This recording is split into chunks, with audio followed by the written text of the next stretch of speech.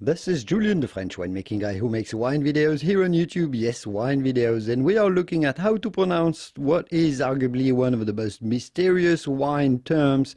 This is a term that comes from French and that many do not exactly understand what the meaning of is.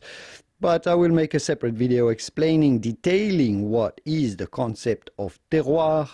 But for now, let's focus on how you have to pronounce and how you do pronounce this term in the typical French pronunciation, the typical French accent. So, in French, you would say terroir, terroir, terroir, terroir. But it'd be fine in English if you can't pronounce the French R to say terroir, terroir, terroir, terroir.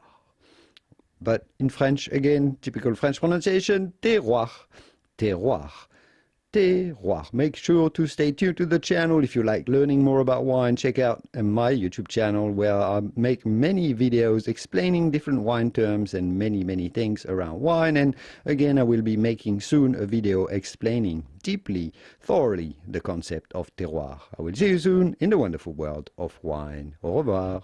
Bye-bye.